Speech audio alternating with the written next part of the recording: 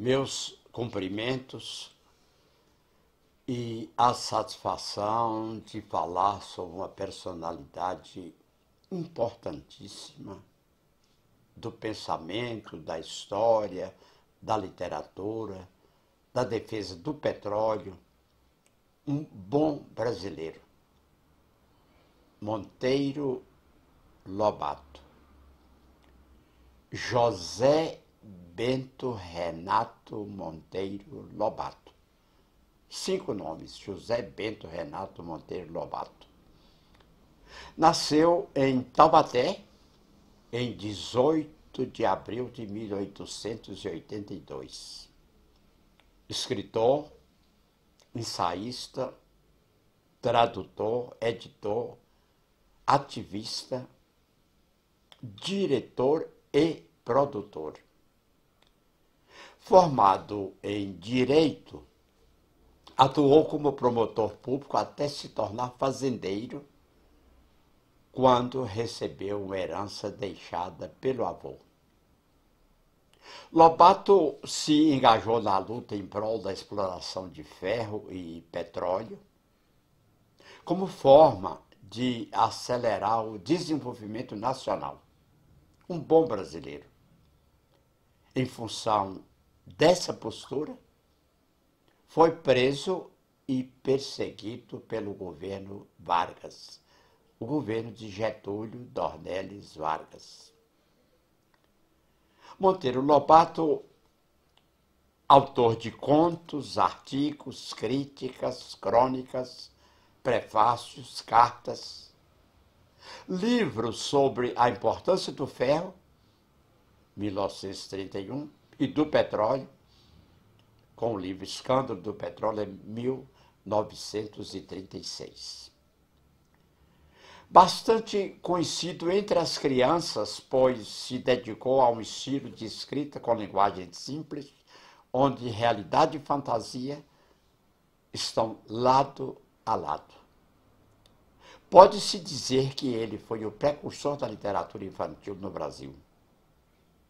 Escreveu um único romance, O Presidente Negro, que não alcançou a mesma popularidade que suas obras para crianças, que entre as mais famosas destacam-se Reinações de Narizinho, Caçadas de Pedrinho e O Pica-Pau Amarelo. Suas personagens mais conhecidas são Emília, uma boneca de pano com sentimento e ideias independentes. Pedrinho, personagem que o autor se identifica quando criança. Visconde de Sabugosa, o sábio sabugo de milho que tem atitudes de adulto. Cuca, vilã que aterroriza a todos do sítio. Saci Pererê e outros personagens que fazem parte da família obra do Sítio do Pica-Pau Amarelo. Em uma época em que os livros brasileiros eram editados em Paris ou Lisboa,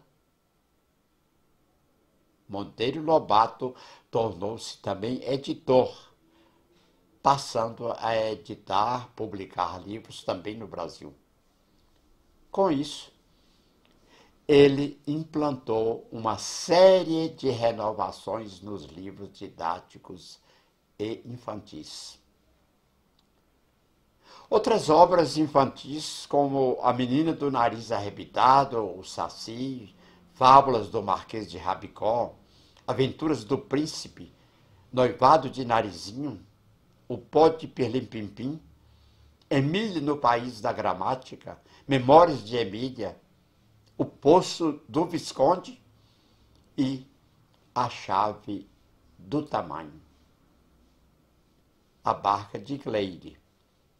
Fora dos livros infantis, escreveu obras literárias, tais como O Choque das Raças Urupês, A Barca de Gleire e O Escândalo do Petróleo, a que já me referi. Nesse último livro demonstra todo o seu nacionalismo, posicionando-se totalmente favorável à exploração do petróleo no Brasil, apenas por empresas brasileiras. Em 1918, no seu livro Urupês, Lobato criou seu célebre Jeca Tatu,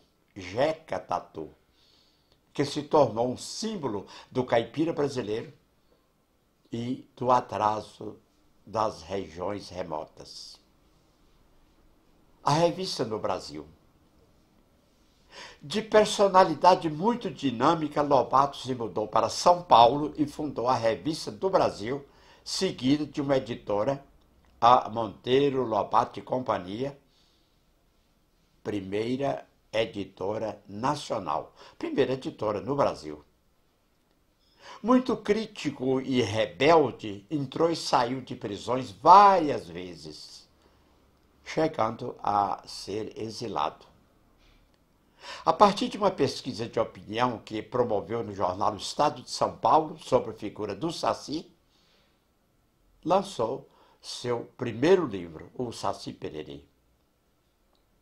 Em 1927, mudou-se para os Estados Unidos como adito comercial do Consulado do Brasil, mas em 1930, com a queda de Washington Luiz no Brasil, foi exonerado de seu cargo e voltou ao país para começar aquela que seria a sua fase mais complicada. Lobato descobriu o mundo espiritual e alguns escritos de Lobato também passaram pelo espiritismo, conforme apresenta o livro Monteiro Lobato e o Espiritismo, de Maria José Sete Ribas. Utilizando-se de um simples copo com as letras do alfabeto recortadas em torno, ele conseguiu provas impressionantes da sobrevivência e da possibilidade da comunicação com os espíritos. O Livro Espírita de Lobato reúne as atas das sessões mediúnicas realizadas entre 1943 e 1947.